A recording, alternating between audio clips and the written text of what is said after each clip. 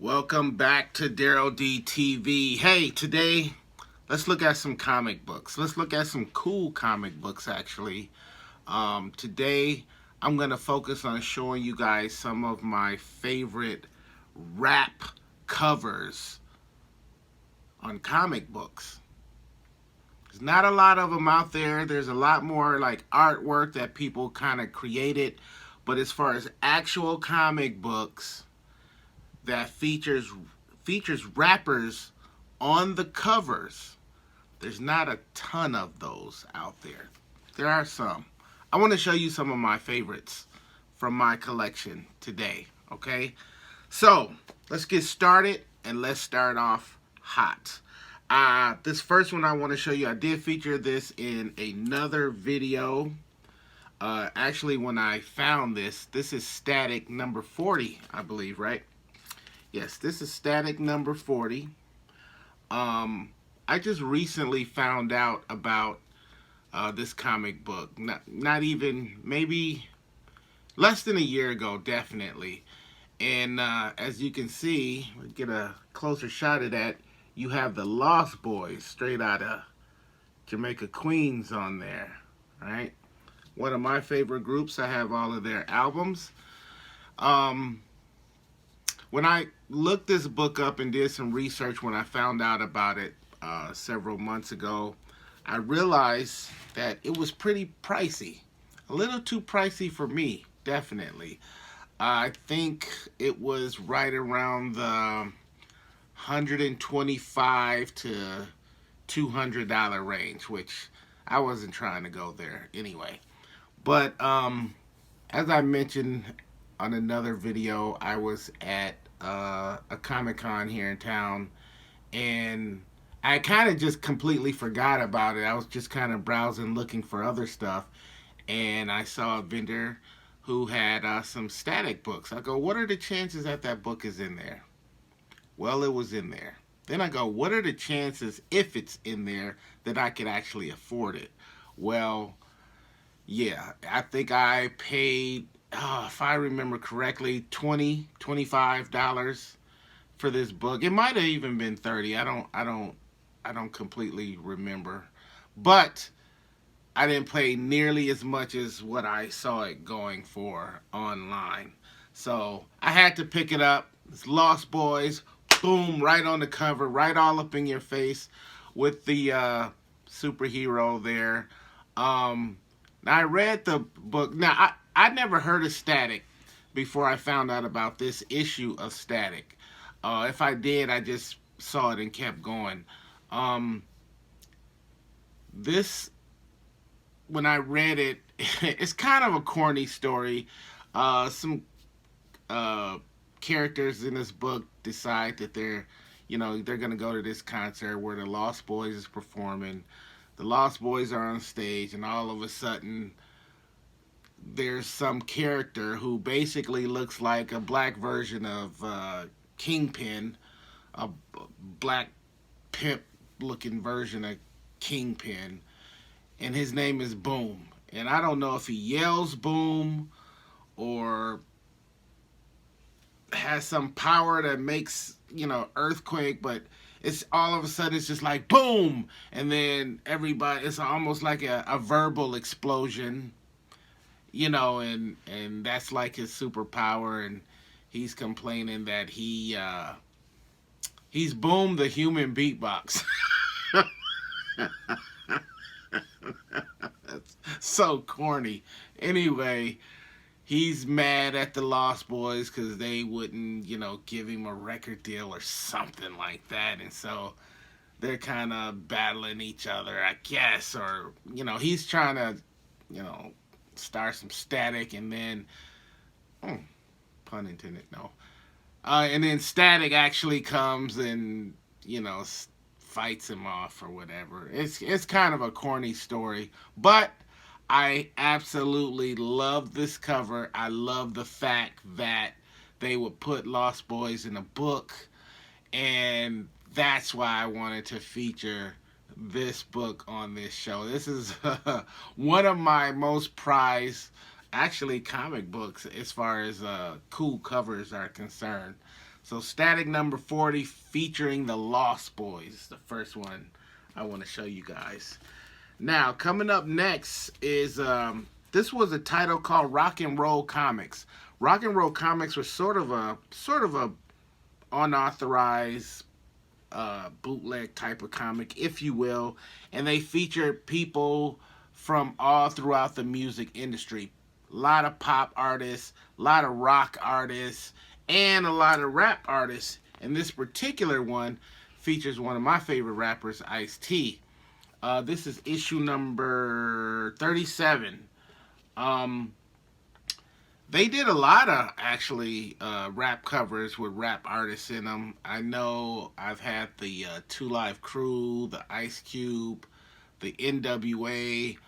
I think they did a number of other ones too.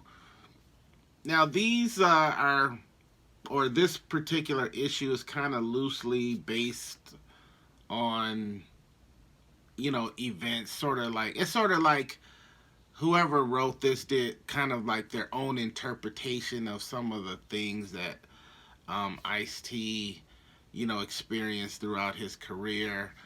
Some of it seemed to be straight fiction, or, you know, just kind of created, and then some of it is based off of real events. There's some really cool artwork in here. I thought the artwork was like talented amateurish art, you know what I mean?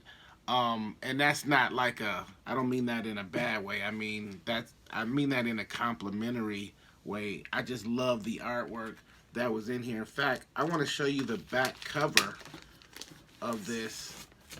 Like, I love the way they did the back cover like that. And of course the front cover, that's straight from the New Jack City movie, which I believe was Ice-T's breakthrough movie, if you will. But yeah, I thought that was pretty cool. And like I said, there was a number of different covers from this series that I could have featured, but I would say this is probably my favorite series. I think this cover is pretty cool. And if you're just into like musical type comic books, you definitely want to check out Rock and Roll Comics. They've had it, every person like Ozzy Osbourne, Judas Priest, Janet Jackson, Paula Abdul, Sex Pistols, NWA, lots of popular musicians and groups and artists, whatnot. So if you're into music and comics and you want to bridge those together, you might want to check this out. Rock and Roll Comics number 37. Okay, next up, I got this whole series I want to show you guys. This is pretty cool. This is the Public Enemy run. When Public Enemy came out with their comic book. That's issue number 0. This is issue number 1. Issue number 2. And issue number 3. Now, I can't recall the year. What was it? I should have looked up the year. This was around 2008, 2009, somewhere in there. I got a call from a homeboy of mine, and he told me, hey, I was at work actually, and he says, hey, Public Enemy is going to be appearing at this local comic book shop. It was a comic book shop called Atomic Comics, and it was in this little strip mall. And of course I didn't believe him, but he said, yo, they're appearing, and Public Enemy was in town that night. Public Enemy and X-Clan, they were in town for a concert. So they definitely were around, but why are they gonna make an appearance at a comic book shop? That just didn't make much sense to me. Well, I didn't know about the comic that was coming out, so I went up to the comic book shop anyway. I left work early and went up there, and I took some things to get autographed too, just in case. Some album covers, the Public Enemy action figures. I took all that stuff up there just in case my homeboy was right about them appearing. So when I pulled up, um, I saw a crowd of people outside of the store, but on the side of the store because the comic book store was on the end of a strip mall. So there was all this room over there, and there was a stage set up, and there was a DJ spinning, and there was a big crowd of people. There's probably, at the time, there's probably around 50 people out there. So I go, maybe there's something to this. So I get out of the car, walk over to the crowd, and there's a lot of people I know hanging out, and I'm like, oh wow, cool.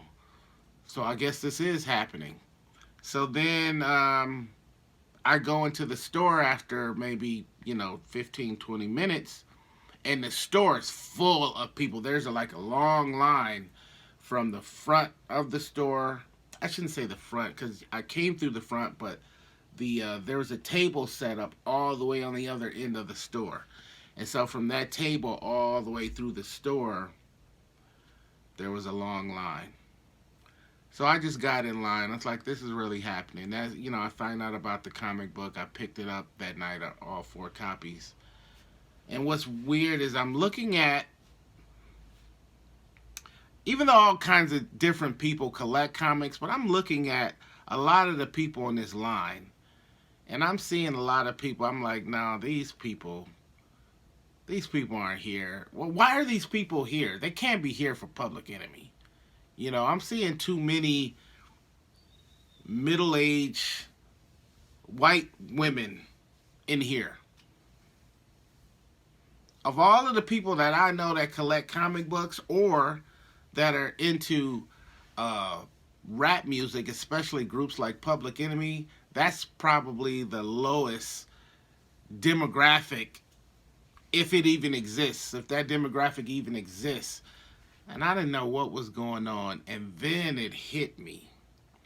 This was at the same time that Flavor Flav had his TV shows out, Flavor Love and all of that nonsense.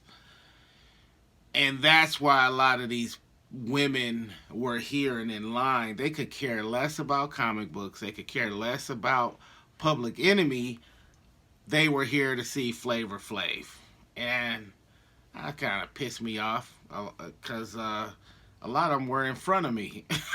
I'm like, I gotta wait for y'all to see Public Enemy or to see Flavor so I can see the whole group. Anyway, so we waited a while. They finally show up, man. They came through, the S1Ws, everybody. It was really cool. And I remember they greeted everybody on their way in. They have to pass everybody in line to go up to the end of the store where the tables are. And they sat down and they signed and met people. It was really, really cool. And I remember because it was taking a while, and this was before the camera phones and all of that, So it wasn't like people were taking pictures, a lot of pictures. I mean, there were a few, but most people just wanted an autograph of some sort. And so it was still taking quite a while. I remember one of the S1Ws, he came back through the line and he was telling people, hey, don't worry, we're going to get around to everybody. Soon as I finally got up to the front, had him sign some things, and soon after I was done, they had to stop because they were going to go outside to the stage and perform. And they said, don't worry, when we're done performing, we're going to come back in here and we're going to finish taking care of everybody. It was some of the coolest celebrity love for their fans that I've ever seen. It was pretty cool. So they went outside and they performed. It was fantastic. And after they were done, Chuck and some of the other ones came back inside, but Flavor Flav stayed out at the stage because he had just come out with um, a solo album, and he performed some of his songs. While he was performing, I got to chop it up with Professor Griff. Big ups. Um, Brother Jay from X Clan was there. I got to chop it up with him. Um, and also, a really, really pleasant surprise was DJ Johnny Juice. Now, for those of you who don't know, DJ Johnny Juice was actually the guy who did a lot of most of the scratching, most if not all of the scratching on those first few Public Enemy albums. So I had heard about him, um, but for him to actually be there, because Terminator X had long left the group by then, and this was before DJ Lord, if I'm not mistaken. I think it was before he got with them, but I don't quote me on that. But Johnny Juice was on that tour with him, so that was cool to chop it up with him. It was a good time. Um, one thing that was cool is I did grab a flyer from that show, and I got Chuck D and Flavor Flav to actually sign it. Let me do it like this. So that was the flyer.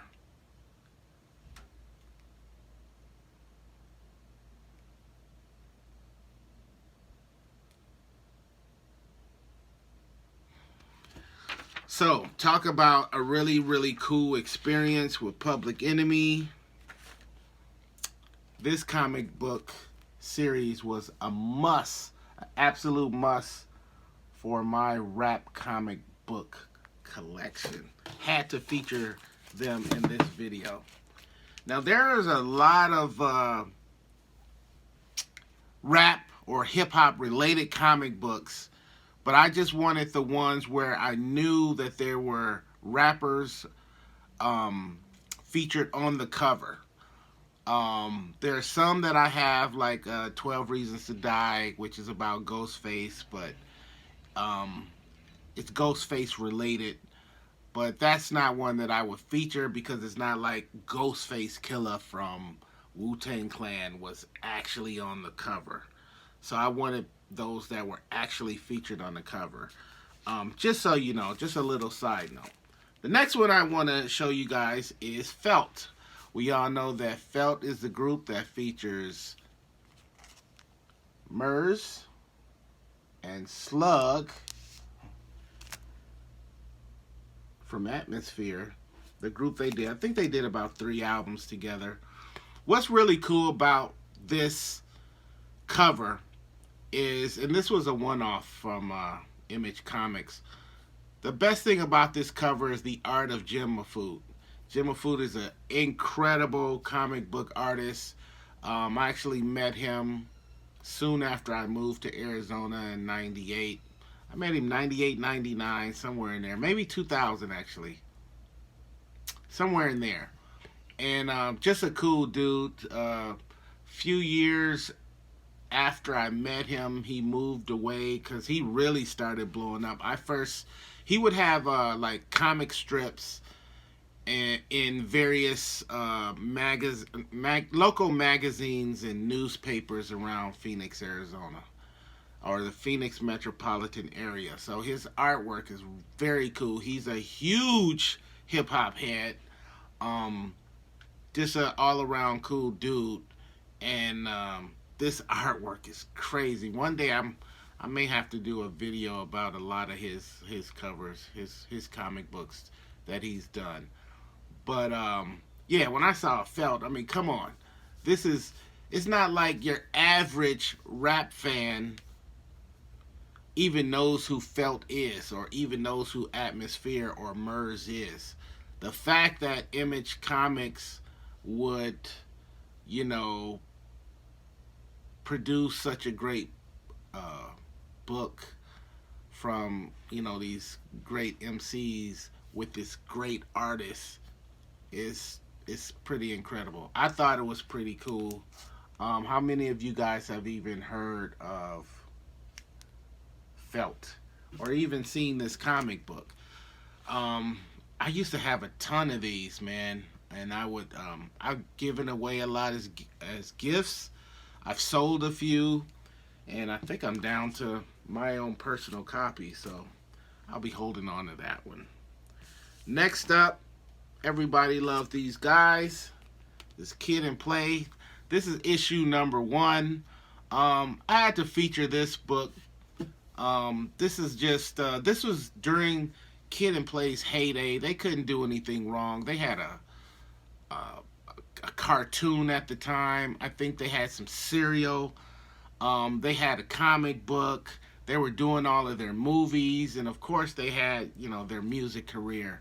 Um, they toured with people, LL Cool J and NWA, and I've seen them in concert, a handful of times over the years, in their heyday, and so it only made sense that they were offered a comic book deal. What can you say? Definitely on the humor side, if you're into that sort of thing.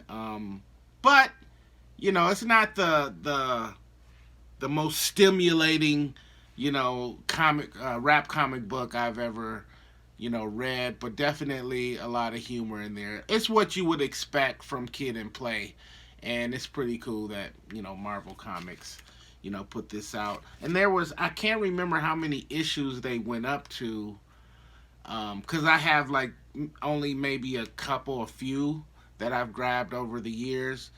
But it went for a little while. It was successful. But here's issue number 1. Definitely one you might want to look out for.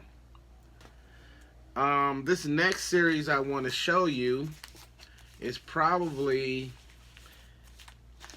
I'm gonna go and say this is probably the best rap comic book that has ever been produced. And this is Hip Hop Family Tree. Ed Piskor did the artwork in here and the writing. This comic book was basically, this is like the autobiography of the most popular MCs in hip hop culture, in rap music. This was a free comic book day release, and look at all of the different rappers and rap groups that was featured on this one. I can't recall the year that this one came out, but whatever the year was the first time I ever went out to Free Comic Book Day. And I've gone to most of them, I didn't make it this year, but this was a cool comic book. And it's all based off of actual events. It's just a comic book version of basically an autobiography. So they could easily take these books and they could turn them into movies easily. So I learned a lot, and I've been down in hip hop culture from the beginning, and there was so much that I learned from reading these stories. So this was like the first release, and I believe this went 12 issues. So here's issue number 1 with Kool Herc on the cover. Here's issue number 2, Big Bang Hank on the cover. Here's issue number 3, that is a graffiti related cover, but also it has some of your greats on there. Here's issue number 4 that features Grandmaster Flash and the Furious 5. Can't go wrong with that.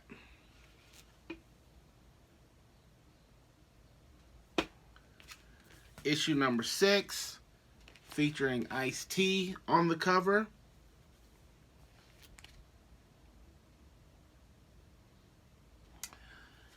Issue number 7, featuring a scene from the illest hip-hop movie of all time, Wild Style. That's the Wild Style cover. Fantastic Five versus the Cold Crush Brothers. Illest movie, illest scene ever. Then we have, that was issue number 6. This is 7, featuring the West Coast on there. We got Lonzo from the World Class Wrecking Crew, and Dr. Dre, and Yella. This was a really cool issue. I learned a lot in this issue. I actually got Lonzo to sign this for me. Excuse the glare. I got to meet him at the Beat Swap meet in LA some years back. Real cool, down-to-earth brother. He's got a YouTube channel too. And he put out a book a while back called NWA Not Without Alonzo. Great book. Go out and get it. Issue number 8, Dr. Jekyll and Mr. Hyde. One of my favorite groups from back in the day. It's Jekyll and Hyde, ain't it, right? Yeah. I did not buy issue number 9 because it was like young Jeezy and Lil Wayne and a bunch of people I could care less about, so I didn't bother. I might pick it up one day if I find it in a $1 bin or $2 bin or at a garage sale or something, but I didn't bother to get that one. So we're going to move on to number 10, which was a graffiti issue for my graffiti heads out there. Issue number 11, featuring Rick Rubin and Def Jam. And then the last issue they put out is my favorite rap group in the world and the greatest rap group in the world, Run DMC. Never go wrong with that. Hip Hop Family Tree, this is the must-have. They've kind of shot up in value, you know, since it came out, you know, a few years back. They put out they have like graphic novels. They have some hardcover books that they put out.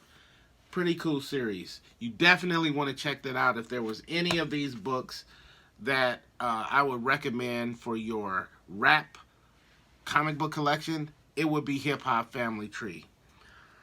Now this last one that I want to show you, this when I saw this, I bought this online and I thought it was an actual comic book. It's not. It's actually a hardcover book, and this is from M.F. Grimm, and it's called Sentences: The Life of M.F. Grimm. Now, for those of you who don't know, M.F. Grimm is an underground MC from New York who, during his early years, was involved in a shooting. Some guys ran up on him, and he was in a car with his homeboy, and they lit up the car. And this book tells the whole story about his whole entire career. So this, again, is like an autobiography, but in comic book form. Oops.